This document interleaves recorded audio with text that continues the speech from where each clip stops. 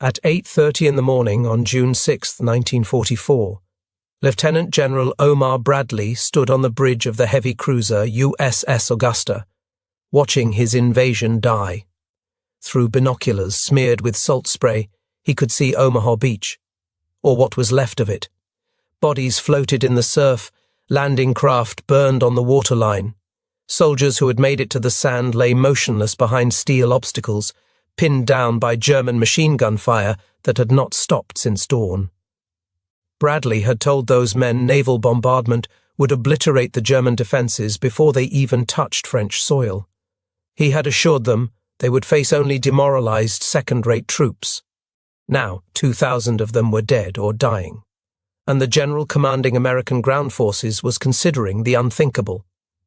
Evacuation, pull the survivors off Omaha, redirect the follow-up waves to Utah Beach or to the British sector at Gold. Admit that the American assault had failed before it properly began.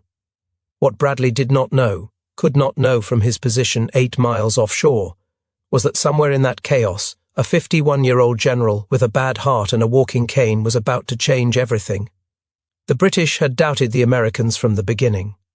Field Marshal Alan Brooke, Chief of the Imperial General Staff and the professional head of the British Army, kept a diary throughout the war. In it, he recorded his private thoughts about strategy, about Churchill, and about the American allies whose entry into the war had saved Britain from almost certain defeat. Brooke respected American industrial power. The factories of Detroit and Pittsburgh were producing tanks, aircraft, and ammunition at rates the Germans could not match. But American soldiers were another matter. In Brooke's view, they lacked the combat experience that 2 years of fighting in North Africa, Sicily, and Italy had given British troops. American generals, he believed, did not fully understand the German war machine they were about to face. This skepticism was not personal malice, it was institutional memory. The British had watched the French army collapse in 6 weeks during 1940. They had evacuated their own forces from Dunkirk with their backs to the sea. They had lost Singapore, Tobruk, and countless other positions to enemies who moved faster and fought harder than expected. Caution had become doctrine, and the Americans, with their optimism and their abundance and their soldiers who had never faced a Wehrmacht division in open battle, seemed dangerously naive. Prime Minister Winston Churchill shared these concerns. As late as February 1944, just 4 months before the invasion, he was still questioning the entire operation. "Why are we trying to do this?" he demanded in meetings. He proposed alternatives: Norway, the Mediterranean, the Balkans, anywhere but a direct assault on the most heavily fortified coastline in the world. The British preference was attrition, wear the Germans down through bombing, through peripheral campaigns, through letting the Soviets bleed the Wehrmacht on the Eastern Front. Only when German strength had been sufficiently reduced should the Allies risk a cross-channel invasion. The Americans disagreed. General George Marshall, the U.S. Army Chief of Staff, wanted concentration of force at the decisive point. Hit the enemy where it hurts most. End the war quickly. Stop the killing. This fundamental disagreement shaped every aspect of the invasion planning. The British wanted more time, more preparation, more certainty. The Americans wanted action. In the end, it was Stalin who broke the deadlock. At the Tehran Conference in November 1943, the Soviet leader joined Roosevelt in demanding a firm date for the invasion. Churchill, outnumbered, reluctantly agreed. May 1944, later pushed to June because of landing craft shortages. But even as the date approached, British doubts persisted. Would American troops perform under fire? Would American generals make sound decisions when plans collapsed? Would these young men from Iowa and Texas and California have the discipline and the courage to take a fortified beach against veteran German defenders? June 6th would provide the answer. The relationship between British and American forces in the months before D-Day was complicated by history and culture. British officers had been fighting since 1939. They had endured the fall of France, the Blitz, the disasters of Greece and Crete, the long grinding campaign in North Africa. They had lost friends, colleagues, entire divisions. They had learned hard lessons about German professionalism and German firepower. American officers, by contrast, had entered the war only in December 1941. Most had never heard a shot fired in anger until North Africa in late 1942. Even the veterans of Sicily and Italy were considered relatively green by British standards. This experience gap created friction. British officers sometimes treated their American counterparts as students who needed instruction. American officers sometimes resented British condescension. The alliance was real, but so were the tensions. Montgomery himself embodied these contradictions. He genuinely respected Eisenhower, the American general appointed as supreme commander of Allied forces. He also genuinely believed that he understood ground warfare better than Eisenhower ever would. In Montgomery's view, the Americans had potential, but they needed British guidance to realize it. Bradley, who commanded American ground forces under Montgomery during the invasion, felt the strain. "Montgomery left me with the feeling that I was a poor country cousin, whom he had to tolerate," Bradley later wrote. The comment reflected a real dynamic, one that would persist throughout the Normandy campaign. But there was another side to British attitudes. Montgomery toured American training camps in England during the spring of 1944. He spoke to American soldiers directly, without notes, connecting with them in ways that surprised his own staff. The troops responded warmly. They cheered when he arrived and cheered when he left. Whatever Montgomery thought of American generals, he recognized something in American soldiers.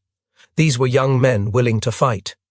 They had crossed an ocean to liberate a continent they had never seen. They believed in their cause with an intensity that sometimes made cynical British officers uncomfortable. The question was whether belief would be enough when the bullets started flying. The planning for Omaha Beach assumed many things that turned out to be wrong. Army intelligence believed the beach was defended by a single regiment of the German 716th Static Infantry Division. These were second-rate troops, older men and foreign conscripts deemed unfit for the Eastern Front. The planners expected light resistance. What they did not know was that the German 352nd Infantry Division had moved into the area in March. This was a different kind of unit entirely. Younger soldiers, veteran officers and non-commissioned officers transferred from the Eastern Front, better equipment, higher morale. The invasion plan also assumed that air and naval bombardment would devastate the German defenses before the first soldier touched sand. Heavy bombers would crater the beach, creating cover for advancing troops. Naval guns would destroy the concrete bunkers overlooking the waterline. Neither happened. Cloud cover on the morning of June 6th forced the heavy bombers to delay their release to avoid hitting Allied ships. In those brief seconds of delay, the aircraft traveled far enough that their bombs fell not on the beach, but on the empty fields beyond. The German positions were untouched. The naval bombardment lasted only 40 minutes. Rear Admiral John Hall had argued for hours of sustained fire, but his superiors overruled him. "It is a crime to send me on the biggest amphibious attack in history with such inadequate naval gunfire support," Hall said. He was right. And then there were the tanks. The plan called for 32 amphibious Sherman tanks to land with the first wave at Omaha, providing mobile artillery support as the infantry advanced. These were DD tanks, fitted with canvas flotation screens that allowed them to swim ashore from their landing craft. But the English Channel on June 6th was not cooperative. 5-foot swells and strong currents battered the fragile screens. In the eastern sector of Omaha, 29 tanks were launched. 27 sank before reaching the beach. Their crews drowned inside them. In the western sector, the tank commander wisely refused to launch, ordering his Shermans delivered directly onto the sand instead. The men of the 1st and 29th Infantry Divisions arrived at Omaha without armor support, without effective air cover, and facing an enemy far stronger than anyone had told them to expect. The killing began immediately. Many soldiers died before they could exit their landing craft. German machine gunners had registered their weapons on the waterline. They knew exactly where the ramps would drop. When the steel doors swung open, bullets poured in. Men who survived the ramps jumped into water over their heads, weighted down with equipment. Some drowned within feet of the beach. Others struggled through the surf only to find no cover on the sand. The bombing craters that were supposed to shelter them did not exist. Company A of the 116th Infantry Regiment, part of the 29th Division, landed directly in front of a German strongpoint. Within 10 minutes, the company had suffered 96% casualties. Of more than 200 men, fewer than 20 reached the seawall alive. The survivors who made it to the beach found themselves trapped. Behind them, the rising tide. Ahead, a gradual slope of sand leading to a seawall, then a band of marsh grass, then steep bluffs crowned with German bunkers. Every inch of that ground was covered by interlocking fields of fire. Men huddled behind steel obstacles designed to rip the bottoms out of landing craft. They pressed their bodies into the sand and prayed. Some were in shock, unable to move or respond to orders. Others were wounded, calling for medics who could not reach them. The official timeline called for American troops to be 1 mile inland by 8:30 in the morning. 6 hours after the landing began, they held only 10 yards of beach. Brigadier General Norman Cota landed at Omaha Beach at 7:30, 1 hour after the first wave. He was 51 years old, the Assistant Division Commander of the 29th Infantry Division, and one of the highest-ranking officers to go ashore that day. His landing craft took machine gun fire on the approach. 3 soldiers were killed exiting the boat. Cota had opposed the daylight landing from the beginning. At planning conferences, he had argued for a pre-dawn assault, believing that tactical surprise offered the best chance of success. His superiors disagreed. The naval and air bombardment would neutralize German defenses, they assured him. The defenders would be outnumbered, inexperienced, and demoralized. Cota's opposition was not mere pessimism. He had studied amphibious operations extensively. Before D-Day, he served as the American advisor to the Combined Operations Division in the European theater. He had helped train troops for beach landings. He understood what could go wrong. At the Conference on Landing Assaults in 1943, Cota had made his case directly. Tactical surprise is one of the most powerful factors in determining success, he told the assembled officers. I favor the night landing. I do not believe the daylight assault can succeed. Other senior officers shared his concerns. Major General Leonard Gero, commander of 5th Corps, argued for the same approach. So did Admiral John Hall, who commanded the naval forces delivering troops to Omaha. All 3 men were overruled by higher command. The decision-makers believed that naval and air bombardment would compensate for the loss of surprise. They were wrong, and Cota knew they would be wrong, but once the decision was made, he prepared his men for the reality they would face. On the afternoon before the invasion, he had gathered his staff and given them a different kind of briefing. This is different from any of the exercises you have had so far, he told them. The landing craft are not going in on schedule and people are going to be landed in the wrong place. Some will not be landed at all. We must improvise, carry on, not lose our heads. Now, standing on a beach littered with the dead and dying, Cota improvised. He walked upright. While other men crawled or hugged the ground, Cota strode across the beach as if German bullets could not touch him. He moved from group to group, rallying shocked soldiers, kicking men into motion, pointing toward the bluffs and shouting orders. At one point, he encountered soldiers from the 5th Ranger Battalion pinned down near the seawall. He asked the commander what unit they were. 5th Rangers, someone shouted back. Cota's response became legend. Well, God damn it then, Rangers, lead the way. That phrase would become the official motto of the United States Army Rangers. But on June 6, 1944, it was simply a general demanding that his men stop dying on the beach and start killing Germans. The Rangers at Omaha that day were elite troops, volunteers who had undergone brutal training for special operations. They had originally been assigned to assault Point du Hoc, a cliff overlooking the beach where German artillery supposedly threatened the entire invasion. Some Rangers had scaled those cliffs in one of the most daring actions of the day. But other Ranger units, including elements of the 2nd and 5th Battalions, had been redirected to Omaha when communications broke down. They landed expecting to link up with comrades at Point du Hoc and instead found themselves in the same killing zone as the infantry. The Rangers were better trained than most of the soldiers on the beach. They were in better physical condition. They had practiced assaulting fortified positions. But none of that mattered when you were pinned down behind a seawall with machine gun fire inches above your head. What Cota offered was something training could not provide: leadership by example. A man willing to walk where others would not walk, to expose himself to fire that others avoided. The Rangers followed him not because of his rank, but because of what he did. A soldier nearby had a Bangalore torpedo, a long tube filled with explosives designed to blow gaps in wire obstacles. Kota ordered him to use it on the wire blocking the path up the bluff. The explosion opened a breach. The first man through was shot dead by a sniper. The soldiers behind him froze. Kota did not freeze. He walked into the breach himself, through the gap in the wire, and started climbing. When he looked back, men were following him. Not many at first, then more. Within hours, small groups of soldiers were pushing inland at multiple points along Omaha Beach. They did not follow the invasion plan because the invasion plan was dead.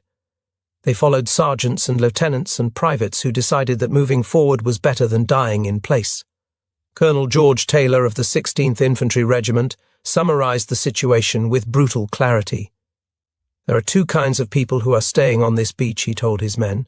"Those who are dead and those who are going to die. Now let us get the hell out of here." By late afternoon, the beach was no longer a killing field. It was a beachhead, narrow, fragile, purchased at terrible cost, but real. The Navy had saved them. When Bradley was contemplating evacuation, Rear Admiral Alan Kirk asked if the Navy could help break the stalemate. The answer was yes. Destroyers that had pulled back after the initial bombardment returned to the beachfront, closing to within 800 yards of the shore. This was dangerously close. The water was shallow. The destroyers risked running aground. They did not care. Rear Admiral Carlton Bryant radioed a general message from the battleship USS Texas. "Get on them, men, get on them. They are raising hell with the men on the beach and we cannot have any more of that. We must stop it." The destroyer captains responded with everything they had. They poured fire into German positions on the bluffs, targeting bunkers and machine gun nests that the aerial bombardment had missed. Some ships fired until their guns overheated. Others expended their entire ammunition supply. Colonel Stanhope Mason, Chief of Staff of the 1st Infantry Division, later credited the Navy with making survival possible. "I am firmly convinced that our supporting naval fire got us in," he said. "Without the gunfire, we positively could not have crossed the beaches." But gunfire alone did not clear Omaha. Men did. Men like Kota and Taylor and hundreds of unnamed sergeants and privates who decided to move. At Utah Beach, 15 miles to the west, a different kind of American leadership was on display. Brigadier General Theodore Roosevelt Jr. was 56 years old, the oldest man to storm the beaches on D-Day, and the only general officer to land with the first wave of troops. He walked with a cane because of arthritis from wounds suffered in the First World War. He had a heart condition that he had hidden from army doctors because he knew they would never clear him for combat. Roosevelt had requested permission to land with the assault troops 3 times. Twice his commanding officer refused. The third request, submitted in writing, was finally approved. Major General Raymond Barton, commander of the 4th Infantry Division, signed the paperwork fully expecting that Roosevelt would die on the beach. Roosevelt's written request explained his reasoning. "The force and skill with which the first elements hit the beach and proceed may determine the ultimate success of the operation," he wrote. "I believe I can contribute materially by going in with the assault companies. Furthermore, I personally know both officers and men of these advance units and believe that it will steady them to know that I am with them." This was not bravado. Roosevelt understood that soldiers fight better when they know their commander is sharing their danger. He had learned that lesson in the First World War when he led troops through some of the worst fighting on the Western Front. He had been gassed and shot. He had won decorations for valor. He knew what combat demanded. Between the wars, Roosevelt had pursued a political career. He served as Assistant Secretary of the Navy under President Harding. He was Governor of Puerto Rico and later Governor General of the Philippines. He ran for Governor of New York and lost. When the Second World War began, he was in his 50s and suffering from health problems that would have excused him from service. He did not want to be excused. He returned to active duty and pushed for combat assignments despite his age and his ailments. He saw action in North Africa and Sicily before being assigned to the 4th Infantry Division for the invasion. The 4th Division was a different kind of unit than the 29th at Omaha. It was a regular army division, professionally staffed and intensively trained, but it too was facing its first major amphibious assault against prepared defenses. Roosevelt believed his presence would make a difference. He was right. He did not die. He landed in the wrong place. Strong currents pushed the first wave of landing craft nearly 2,000 yards south of their intended target. Roosevelt came ashore, looked around, and made a decision that would save hundreds of lives. "We will start the war from right here," he announced. Instead of trying to move his troops to the original landing zone under fire, Roosevelt ordered them to advance inland from where they actually were. He personally reconnoitered the area, walking through German fire to identify routes off the beach. He stood at the water's edge as subsequent waves arrived, directing each unit to its new objective. His son, Captain Quentin Roosevelt II, landed that same morning at Omaha Beach. They were the only father and son to both come ashore on D-Day. Years later, General Omar Bradley was asked to name the single most heroic action he had ever witnessed in combat. He answered without hesitation: Ted Roosevelt on Utah Beach. Roosevelt received the Medal of Honor for his actions on June 6th. He died of a heart attack 5 weeks later, still in Normandy, still with his men. He never learned of the decoration. Field Marshal Bernard Montgomery commanded all Allied ground forces on D-Day. He was the most famous British general of the war, the hero of El Alamein, the man who had finally defeated Rommel in North Africa. Montgomery had overseen the final planning for Operation Overlord. He had expanded the invasion from 3 divisions to 5, insisting that the original plan was too narrow. He had visited American units in England during the months before the invasion, speaking to troops, building their confidence, and his popularity among American soldiers was genuine. But Montgomery was also watching June 6th with particular attention. The British beaches Golden Sword were his primary concern. The Canadian landing at Juneau fell under his command as well. American performance at Omaha and Utah mattered to him because failure there would expose his own flank. The news from Omaha during the morning hours was alarming. Montgomery knew that Bradley was considering evacuation. He also knew that pulling American troops off one beach and redirecting them to another would create chaos that could doom the entire invasion. Montgomery had an alternative in mind.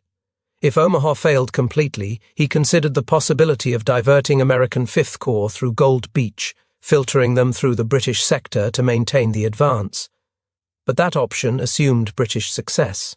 And on the British beaches, success was not yet certain.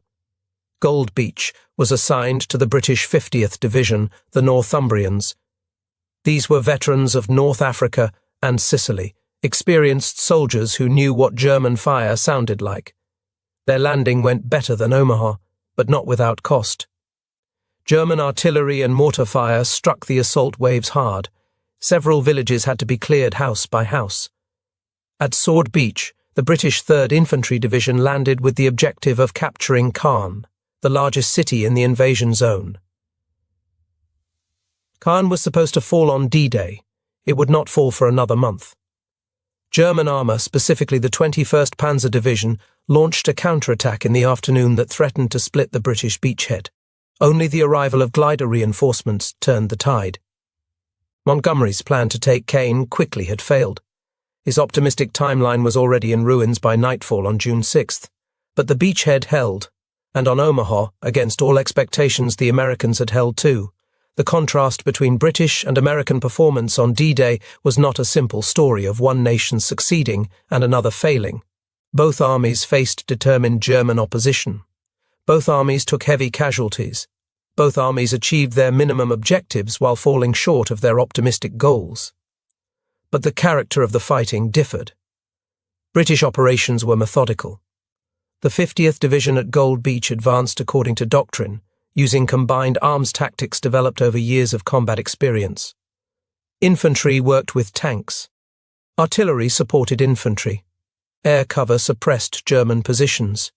The advance was steady if not spectacular. American operations were chaotic. At Omaha, doctrine collapsed within minutes of the first landing. Units that were supposed to assault specific objectives never reached their designated beaches. Officers who were supposed to lead companies died in the surf. The chain of command fragmented. What replaced doctrine was something more primal: individual initiative, small group leadership, a willingness to improvise that British observers found both alarming and impressive. British Army training emphasized following orders. The plan was the plan. You executed it. American training, particularly among the citizen soldiers of the National Guard and the draftee divisions, was less rigid.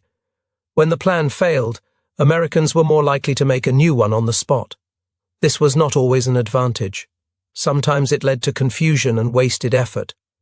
But on Omaha Beach, where the plan was dead before it started, it proved essential. The British command watched what happened at Omaha Beach with a mixture of horror and growing respect. The 29th Infantry Division that landed at Omaha was a National Guard unit, formed from the militias of Maryland and Virginia. Many of its soldiers had never seen combat. By British standards, they were green troops, exactly the kind of inexperienced Americans that Brooke and others had worried about. The division carried history with it. Its nickname was the Blue and Grey, reflecting its origins in states that had fought on opposite sides of the American Civil War. Men from Baltimore served alongside men from Richmond. The division's symbol, a blue and grey yin-yang design, proclaimed that old enemies could become comrades. These were not professional soldiers in the European sense. They were clerks and farmers and factory workers who had joined the National Guard for extra money or family tradition or simple patriotism. They had trained together for years, first as weekend warriors, then as full-time soldiers preparing for a war they knew was coming. Their training had been extensive but not combat-tested. They had practiced amphibious landings at Slapton Sands in England, a beach chosen because it resembled Omaha. They had rehearsed the assault plan dozens of times. They knew their objectives, their routes, their timing. None of it prepared them for what they found on June 6th. The 1st Infantry Division, the big red one, was different. These were veterans of North Africa and Sicily. They had fought Germans before. They knew what incoming fire sounded like. They knew what it felt like to watch friends die. The 1st Division landed alongside the 29th at Omaha. The plan assumed their experience would stiffen the National Guardsmen, that veteran leadership would compensate for green troops. In practice, veterans died just as fast as newcomers. The German machine gunners did not check military records before pulling their triggers. Yet these green troops had done something remarkable. Under fire that would have broken veteran units, with their armour at the bottom of the English Channel, with their officers dead and their plans in shreds, they had attacked. Not as a coordinated force executing a brilliant strategy, but as small groups of desperate men who refused to die lying down. What struck British observers most was the sheer stubbornness of the American assault, a refusal to accept defeat even when defeat was the logical outcome, an almost irrational determination to keep fighting when any sensible army would have retreated. It was not elegant, it was not by the book, but it worked. Montgomery himself pinned the British Distinguished Service Order on General Cotter after the invasion. The DSO was one of Britain's highest awards for gallantry, rarely given to foreign officers. The citation recognized Cotter's leadership under intense fire, his role in rallying troops and his personal courage in leading men off the beach. This was not a routine decoration. This was the British military establishment acknowledging that an American general had performed with exceptional valor, that he had saved a critical moment in the invasion through pure force of will. Other British awards followed. American officers and enlisted men received decorations from the British government for actions on D-Day. These awards were not paperwork exercises. They represented genuine recognition from an ally that had entered the war skeptical of American capabilities and emerged from June 6th with new respect. The German perspective confirmed what the British observed. Defenders on Omaha Beach reported astonishment at American persistence. German soldiers in the bunkers watched wave after wave of landing craft deposit troops on the beach. They watched Americans walk into murderous fire, watched them fall, and then watched more come behind them. The attack made no tactical sense to the defenders. Yet the Americans kept coming. The defenders at Omaha had prepared thoroughly. German engineers had planted thousands of obstacles in the tidal zone. Steel hedgehogs designed to rip open landing craft, wooden poles topped with mines, concrete barriers, iron gates.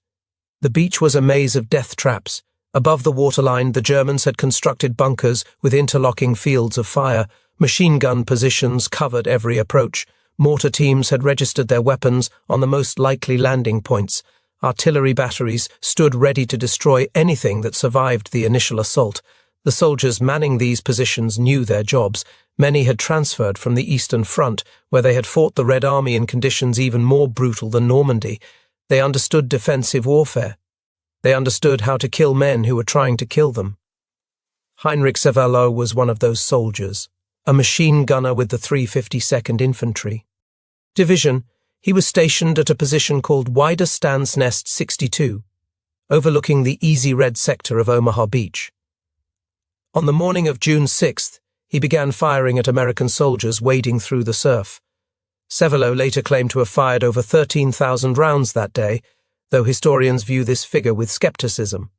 What is certain is that he watched Americans fall by the dozens. He watched landing craft burn. He watched the attack falter and believed for hours that the defense would hold. The fire from positions like Severloh's was devastating. Every report reaching the Augusta painted the same picture. American forces were pinned down. Casualties were catastrophic. The beachhead was not forming. But the German defenders had a problem they did not fully appreciate. They were running out of ammunition faster than the Americans were running out of men. German commanders had expected that sufficient casualties would break the American assault. This was standard military logic. Every army has a breaking point, a level of loss beyond which soldiers will no longer advance. The German defenders at Omaha inflicted casualties that should have reached that point within the first hour. The breaking point never came. Individual Americans broke. Units disintegrated. Men froze or fled or died where they stood. But others took their places. The attack continued. Not because of superior strategy or firepower, but because enough Americans refused to stop. This refusal had consequences that extended beyond the tactical situation. German morale, already strained by years of fighting on multiple fronts, suffered a blow at Omaha that pure casualty figures cannot capture. The German soldiers at Omaha were good troops. They were well positioned, well armed, and well led. They inflicted casualties that should have won the battle. And they lost anyway. The psychological impact of that loss rippled through German ranks in Normandy. If Omaha could not be held, what could? If American soldiers could take those beaches after suffering those losses, what would stop them? The answer, German commanders increasingly realized, was nothing. Time might slow the Americans, terrain might delay them, but stopping them entirely seemed impossible. They had too many men, too many tanks, too much ammunition, and they had something else, a willingness to absorb punishment that defied German expectations. Field Marshal Erwin Rommel had warned about this before the invasion. Rommel understood American industrial capacity. He knew that once the Allies established a beachhead, German defeat was only a matter of time. The battle would be decided on the beaches, he told his officers. If the Allies got ashore, Germany would lose the war. The Allies got ashore, Germany lost the war. By evening on June 6, the German 352nd Division had lost 20% of its strength. It had no reserves. The positions that had seemed impregnable at dawn were falling one by one to Americans who should have been dead. The implications of D-Day extended far beyond the beaches. For the British, June 6th forced a recalibration. American soldiers could fight, American generals could lead. The skepticism that had shaped British strategic thinking for 2 years was not entirely wrong, but it was not entirely right either. The Americans were different from the British. They were more aggressive, less cautious, more willing to accept casualties in pursuit of objectives. Whether this was wisdom or foolishness depended on the situation. At Omaha, it had been salvation. Field Marshal Brooke continued to criticize American tactics in his diary throughout the Normandy campaign. He thought they attacked along too broad a front, that they lacked the precision of British operations, that their logistics were wasteful. Some of these criticisms were valid, but Brooke also recorded respect. The Americans learned quickly. They adapted to the hedgerow, fighting that bogged down both armies in the weeks after D-Day. They developed new tactics, new equipment, new approaches. They did not repeat the same mistakes indefinitely. And they won. The lessons of D-Day transformed the Allied alliance. Before June 6, the British had approached American forces as junior partners who needed supervision. After June 6, that attitude came harder to sustain. The Americans had proven themselves in the most demanding test imaginable. They had taken a fortified beach against veteran defenders with inadequate support and impossible odds. They had done it through raw courage and stubborn determination. This did not mean British criticisms disappeared. Montgomery continued to clash with American generals throughout the campaign. Brooke continued to record his doubts in his diary. The fundamental differences in military philosophy remained, but the nature of the criticism changed. Before D-Day, British officers questioned whether Americans could fight effectively. After D-Day, they questioned American methods while acknowledging American results. The Americans might not do things the British way, but they got things done. This shift had strategic implications. As the war progressed, American forces grew while British forces shrank. By 1945, the majority of Allied troops in Western Europe were American. The balance of the alliance tilted decisively toward Washington. British generals adjusted. They had to. The Americans were no longer students learning from experienced teachers. They were equals, sometimes superiors, partners in an enterprise that neither nation could have completed alone. The mutual respect forged on June 6 outlasted the war. British and American officers who had fought together in Normandy maintained relationships for decades afterward. They attended reunions together. They wrote memoirs that acknowledged each other's contributions. They understood something that civilians sometimes forgot. They had shared an experience that bound them together regardless of nationality. By August 1944, American forces had broken out of Normandy in Operation Cobra. By September, they had liberated Paris. By the following spring, they were crossing the Rhine into Germany itself. The British contributed enormously to this victory. British intelligence had cracked German codes and provided crucial information about enemy positions. British deception operations had convinced Hitler that the main invasion would come at Calais, keeping German reserves away from Normandy. British troops had drawn German armour onto their sector, allowing the American breakout. But the alliance that won the war was forged in fire on June 6th. It was forged by men like Cotter and Roosevelt and the anonymous soldiers of the 1st and 29th Divisions, who refused to accept that Omaha Beach could not be taken. The British watched those men and understood that the war had changed. General Norman Cotter survived Normandy. He took command of the 28th Infantry Division in August 1944 and led it through the Battle of the Bulge. He retired from the army in 1946 as a major general. In the years after the war, Cotter rarely spoke about D-Day. When asked, he deflected praise to the men who served alongside him, but the men who served with him remembered. They remembered the general walking upright through machine gun fire. They remembered his voice cutting through the chaos. They remembered following him into the breach, because following him seemed less terrifying than staying behind. Cotter died in 1971 in Wichita, Kansas. His obituary mentioned his military service, but not the details. It did not mention that he had created the Ranger motto. It did not mention that Montgomery had personally decorated him. It did not mention that he had walked onto a beach where 2,000 men died and walked off that beach with a beachhead. Those who served with Cotter remembered differently. They told stories about the general who walked upright when everyone else was crawling. They told their children and their grandchildren. They made sure that someone knew what happened on Dog White sector of Omaha Beach on the morning of June 6, 1944. An effort has been underway for years to upgrade Cotter's Distinguished Service Cross to the Medal of Honor. As of this recording, that effort has not succeeded. The paperwork moves slowly through bureaucratic channels. The witnesses are dead. The evidence is scattered. The men who fought at Omaha deserve more than medals. They deserve to be remembered for what they actually did, not as abstract heroes but as specific individuals who faced specific horrors and chose to fight anyway. That sentiment echoed across Normandy on June 6th. Men who performed extraordinary acts of courage did not think of themselves as extraordinary. They thought of themselves as soldiers doing what soldiers do. The beach had to be taken. They took it. The outcome of June 6th is not scattered. It is carved in stone at the Normandy American Cemetery above Omaha Beach. 9,389 graves, row after row of white crosses and stars of David marking the final resting place of men who died, taking a beach that could not be taken. The British generals who watched those men land had doubted them. They had worried about American inexperience, about American overconfidence, about American lack of respect for the German enemy. They were not wrong to worry.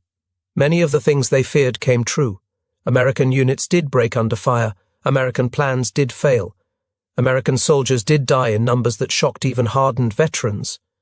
But the British generals also watched something they had not expected. They watched Americans who should have quit keep fighting. They watched green troops become veterans in a single morning.